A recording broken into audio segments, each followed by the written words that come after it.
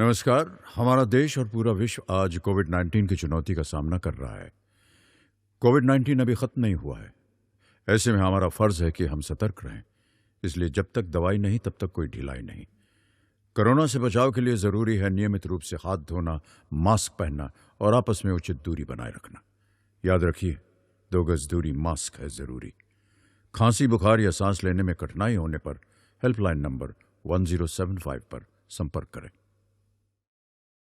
नमस्कार छात्रों, मैं व्यावसायिक शिक्षक राजकुमार पटेल। आज हम व्यावसायिक शिक्षा के अंतर्गत शारीरिक शिक्षा और खेल विषय के मॉड्यूल फर्स्ट पर चर्चा करेंगे। मॉड्यूल फर्स्ट, शारीरिक शिक्षा अध्यापक और खेल प्रशिक्षक, स्पोर्ट्स कोच की भूमिकाएं और जिम्मेदारियां। क्या क्या भूमिकाएं होती हैं, क्या जिम्मेदारियां होती हैं। सबसे पहले हम अधिगम के उद्देश्यों पर चर्चा करेंगे कि इस मॉड्यूल के पूरे होने पर आप क्या क्या इससे सीख सकेंगे। पहला है, एक शारीरिक शिक्षा अध्यापक की भूमिका और जिम्मेदारियों का वर्णन करना सीखेंगे। खेल कोच की भूमिका और जिम्मेदारियों का वर्णन करना सीखेंगे। एक शारीरिक शिक्षा अध्यापक और एक खेल कोच द्वारा किए गए कार्यों, गतिविधियों के बीच अंतर करना। एक शारीरिक शिक्षा अध्यापक द्वारा प्रदर्शित किए जाने वाले व्यावसायिक मानकों का वर्णन करना भी हम इसमें सीखेंगे। व्यावसायिक मानकों का वर्णन करना जो एक खेल प्रशिक्षक को प्रदर्शित करना चाहिए। नेक्स्ट है, एक संरचित शारीरिक शिक्षा कार्यक्रम के महत्व का वर्णन। एंड लास्ट, भारत में शिक्षित संरचना का वर्णन करना भी हम इसमें सीखेंगे कि भारत में किस प्रकार की शिक्षा प्रणाली है और पुराने समय में किस प्रकार से भारत में शिक्षा प्रदान की जाती थी। इन सब की चर्चा हम मॉड्यूल में सीखेंगे एवं खेलों में अपनी रुचि प्रदान करते हैं। अब हम मॉड्यूल फर्स्ट के सत्र एक, शारीरिक शिक्षा अध्यापक और खेल प्रशिक्षक स्पोर्ट्स कोच की भूमिकाएं क्या क्या होती हैं उन पर ध्यान केंद्रित करेंगे। सबसे पहले हम पी अध्यापक की भूमिकाएं पढ़ेंगे कि फिजिकल एजुकेशन टीचर की क्या क्या भूमिकाएं होती हैं एवं यह अपना किस प्रकार से कर्तव्य निभाता है। कक्षा 1 से कक्षा 12वीं तक के स्कूल के वातावरण में शारीरिक शिक्षा अध्यापक स्वास्थ्य, फिटनेस और खेल में छात्रों को शिक्षित करने के लिए जिम्मेदार हैं। वे ये योग्य अध्यापक होते हैं, चाहे वे किंडरगार्टन के हों, चाहे वह प्राथमिक, चाहे वह माध्यमिक या चाहे वरिष्ठ माध्यमिक पढ़ा रहे हों। वे शारीरिक गतिविधियों के माध्यम से स्वास्थ्य और फिटनेस में छात्रों की शिक्षा के लिए जिम्मेदार हैं। एक शारीरिक शिक्षा अध्यापक छात्रों को शारीरिक रूप से शिक्षित व्यक्ति बनाना सिखाता है, जबकि ये अध्यापक गतिविधियों के साथ रचनात्मक हो सकते हैं। फिर भी उन्हें आयु के उपयुक्त विकासात्मक दिशा निर्देशों का पालन करना होगा। जैसे विशेष आयु की हम थोड़ी सी चर्चा कर लें, इसके आगे फिर पढ़ेंगे। आयु का विशेष ध्यान होता है, किसी भी गेम का हो, बच्चों की जो आयु होती है छात्रों, उस आयु के अनुसार ही बच्चों को गेम कराया जाता है। उनको उस प्रकार के कौशल सिखाए जाते हैं कि इसकी ये आयु है, इस आयु के उपयुक्त ये गेम इसके होंगे। आगे, शारीरिक कौशल सीखने के लिए एक संरचित दृष्टिकोण है जो कम उम्र में मौलिक कौशल से शुरू होकर अधिक उम्र में खेल विशिष्ट कौशल तक है। जैसे यहाँ पर स्पष्ट किया है पैराग्राफ में उन्होंने कि शारीरिक कौशल सीखने के लिए मतलब शारीरिक जो कौशल होते हैं, जो तकनीकी ज्ञान होता है, उसको सीखने के लिए एक कम उम्र से और शुरू होकर कम उम्र से शुरू होता है और जैसे जैसे उम्र बढ़ती है छात्रों, उस प्रकार से आप विशिष्ट कौशलों की ओर अग्रसर हो जाते हैं। शारीरिक शिक्षा का उद्देश्य सभी छात्रों को अपने शारीरिक कल्याण को बढ़ाने का अवसर प्रदान करना है। इससे छात्रों को शारीरिक कौशल और स्वास्थ्य और फिटनेस अवधारणाओं में एक मजबूत ज्ञान विकसित करने की सुविधा मिलती है। एक सकारात्मक और सुरक्षित सीखने के परिवेश के माध्यम से छात्रों को शारीरिक, सामाजिक और मानसिक रूप से सीखने और बढ़ने का अवसर प्राप्त होता है। शारीरिक शिक्षा अध्यापक का लक्ष्य छात्रों को विकासात्मक, उपयुक्त खेल और गतिविधियों की एक विस्तृत श्रृंखला प्रदान करना है। उनके पास घर पर शारीरिक गतिविधियों में शामिल होने के लिए छात्रों को प्रत्यक्ष मार्गदर्शन और प्रेरित करने में मदद करने के लिए अद्वितीय जिम्मेदारियां हैं। कुछ बुनियादी अभ्यास और कार्य जिनके लिए कम पर्यवेक्षण की आवश्यकता होती है, छात्रों को घर पर अभ्यास करने के लिए दिया जा सकता है।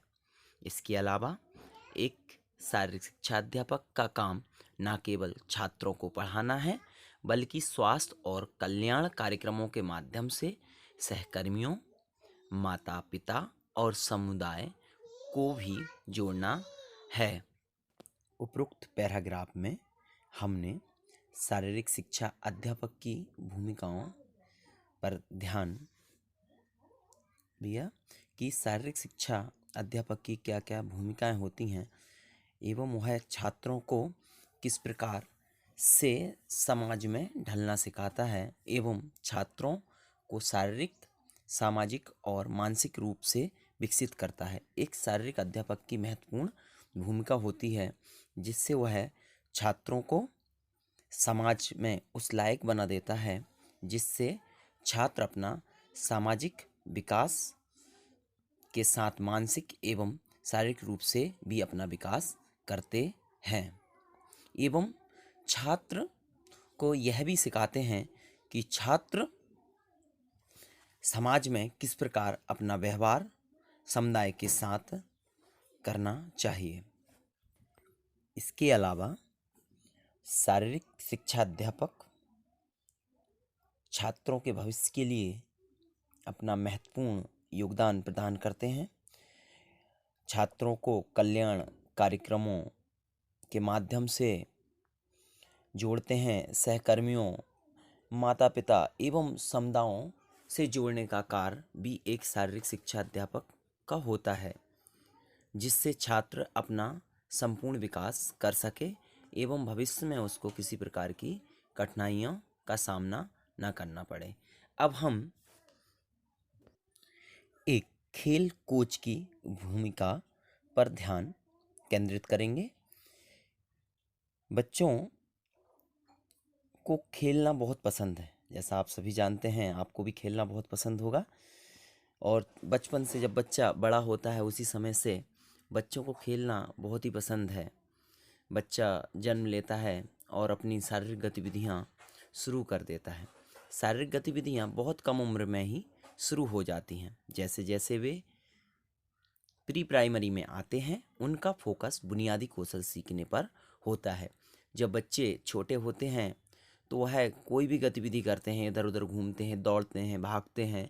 पर जैसे जैसे वह प्री प्राइमरी में आ जाते हैं, बच्चे थोड़ा सा बड़ा होता है, उसके बाद उनका फोकस बुनियादी कौशल सीखने पर होता है कि कैसे फुटबॉल खेला जाता है, कैसे क्रिकेट खेला जाता है, कैसे वॉलीबॉल खेला जाता है या अन्य गतिविधि कैसे की जाती हैं। उदाहरण के लिए जैसे दौड़ना, कूदना, उछलना, पकड़ना आदि। जैसे जैसे वे बड़े होते हैं वे संचरित खेलों में रुचि लेने लगते हैं। जैसा मैंने पीछे बताया कि संचरित खेल जैसे वॉलीबॉल है, क्रिकेट है, बास्केटबॉल है एवं अन्य खेल। यदि समान स्वास्थ्य और फिटनेस मुख्य उद्देश्य है तो एक पी अध्यापक प्रारंभिक वर्षों में किशोर अवस्था तक छात्रों के साथ रह सकता है। हालांकि यदि छात्र फुटबॉल, क्रिकेट, बास्केटबॉल आदि जैसे विशिष्ट खेलों में विशेषज्ञता हासिल करना चाहता है तो एक खेल कोच, स्पोर्ट्स कोच एक बेहतर विकल्प होगा। पर्टिकुलर एक गेम अगर बच्चा खेलना चाहता है, छात्र खेलना चाहता है, तो पी अध्यापक से अच्छा उसे एक खेल कोच की सहायता की विशिष्ट आवश्यकता होती है, क्योंकि खेल कोच उस खेल में विशिष्ट प्रामाणिकता प्राप्त होता है। कोच वह होता है जो किसी विशेष खेल में माहिर होता है, जैसा मैंने अभी पीछे बताया आपको, और जैसे निम्नलिखित के बारे में गहराई से जानकारी होती है, उसे उस गेम के बारे में गहराई से जानकारी प्राप्त होती है। पहला, यहाँ पर 3 पॉइंट दिए हुए हैं। पहला, उस खेल से संबंधित नियम और विनियम, उसको उस खेल से संबंधित नियम एवं विनियम का अत्यधिक ज्ञान होता है। दूसरा है, उस खेल को खेलने के कौशल में छात्रों को कैसे प्रशिक्षित किया जाए, इसकी तकनीकी भी वह खेल कोच आपको बहुत अच्छे से बता सकते हैं।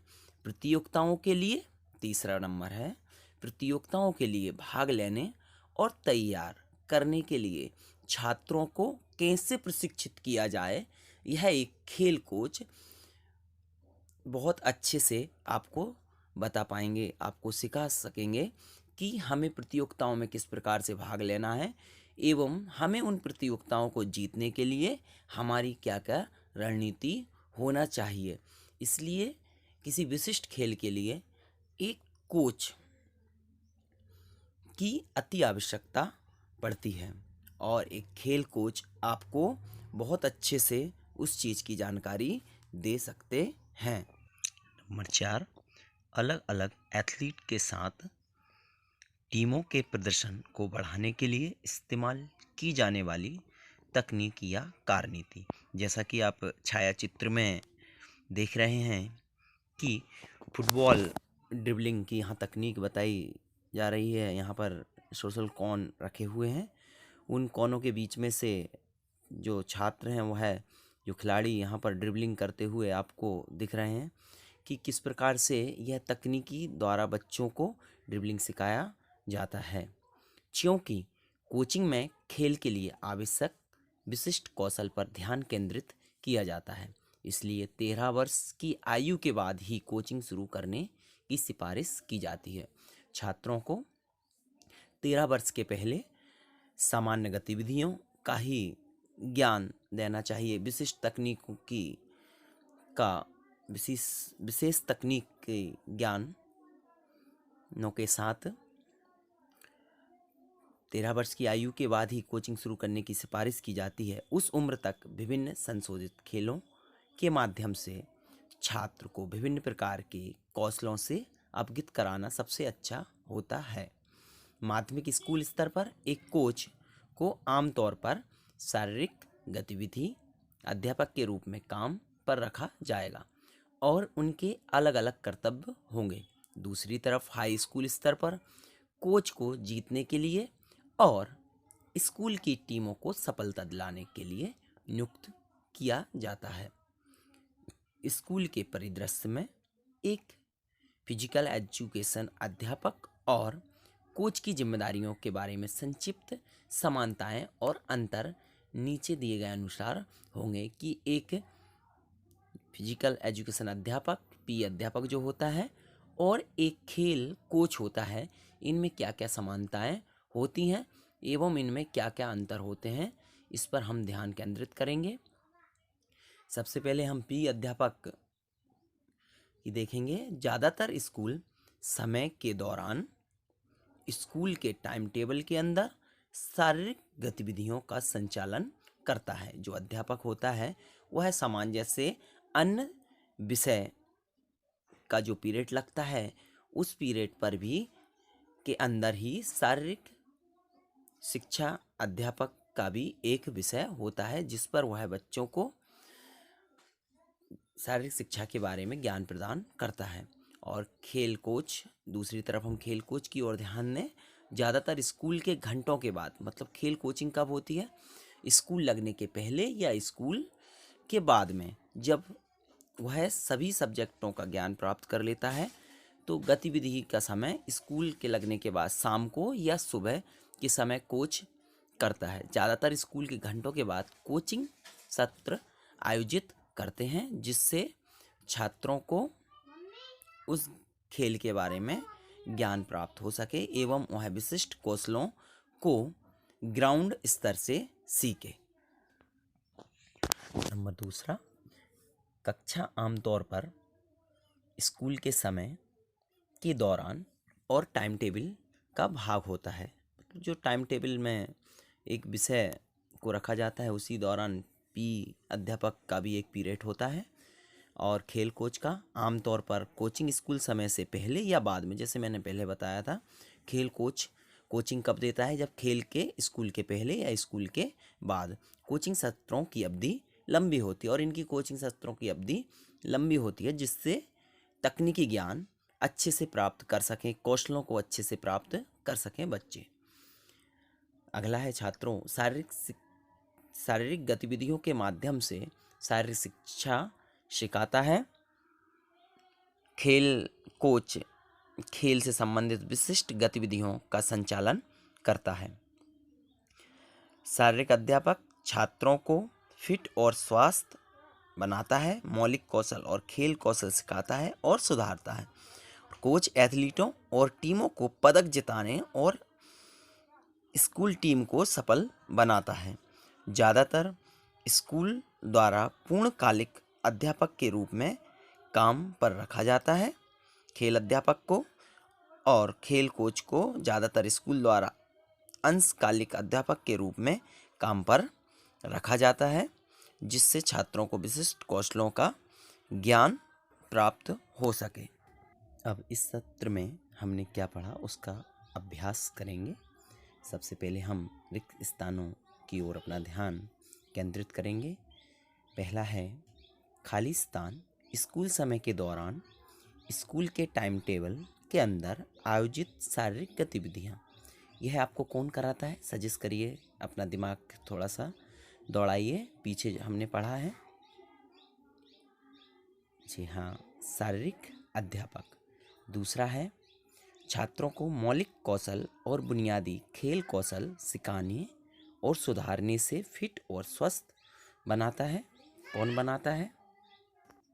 उत्तर आएगा शारीरिक शिक्षा अध्यापक। तीसरा है खाली स्थान। ज़्यादातर स्कूल घंटों के बाद कोचिंग सत्र आयोजित करता है। कौन करता है? खेल कोच, आंसर आएगा। और लास्ट है खाली स्थान खेल से संबंधित विशिष्ट गतिविधियों का संचालन करते हैं। गतिविधियों का संचालन कौन करते हैं? गतिविधियों का संचालन भी खेल कोच करते हैं। अब हम आकलन करेंगे। एक स्कूल में शारीरिक शिक्षा अध्यापक की 3 जिम्मेदारियों को सूचीबद्ध करना है आपको कि एक शारीरिक शिक्षा अध्यापक की क्या भूमिकाएं होती हैं, क्या जिम्मेदारियां होती हैं, उन जिम्मेदारियों को लिखना है। ये जिम्मेदारियां आपको दी हुई हैं, इसको नोट डाउन कर लीजिए। कक्षा आमतौर पर स्कूल के समय के दौरान और टाइम टेबल का भाग होती हैं। शारीरिक गतिविधियों के माध्यम से शारीरिक शिक्षा सिखाता है।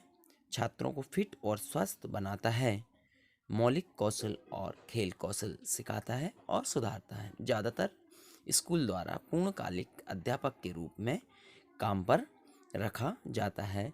यह जिम्मेदारियां होती हैं एक खेल अध्यापक की। इन जिम्मेदारियों के साथ आपको वह इन सबको सिखाता है। आकलन गतिविधियों के लिए जांच सूची। निम्नलिखित जांच सूची का उपयोग करते हुए देखें कि क्या आप आकलन गतिविधियों के लिए सभी आवश्यकताएं पूरी करते हैं। भाग का एक शारीरिक शिक्षा अध्यापक और एक खोल कोच की भूमिकाएं और जिम्मेदारियों के बीच अंतर का आकलन करना है आपको। भाग खा कक्षा में निम्नलिखित चर्चा की गई है। स्कूल में शारीरिक शिक्षा अध्यापक की भूमिकाएं और जिम्मेदारियां जो हमने उपरोक्त पढ़ी हुई हैं। दूसरा है स्कूल में खेल स्पोर्ट्स कोच की भूमिकाएं और जिम्मेदारियां। इन दोनों पर हमने अपना ध्यान केंद्रित किया हुआ था। इसका आपको आकलन करना है एवं अपनी फेयर कॉपी में इसको नोट डाउन करना है।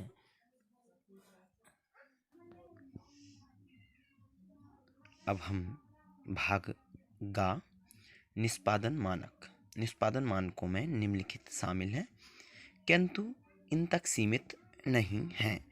अन्य भी निष्पादन मानक हो सकते हैं। पहला, स्कूल में एक शारीरिक शिक्षा अध्यापक की भूमिकाएं और जिम्मेदारियों की समझ और प्रदर्शन क्या आपको प्राप्त हुआ है, हाँ या नहीं पर टिक करिए। दूसरा है, स्कूल में एक खेल कोच की भूमिकाएं और जिम्मेदारियों की समझ का प्रदर्शन हुआ है या नहीं, इस पर आपको टिक करना है, हाँ या नहीं पर। कल हम छात्रों मॉड्यूल 1 का सत्र दूसरा पढ़ेंगे। Thank you very much.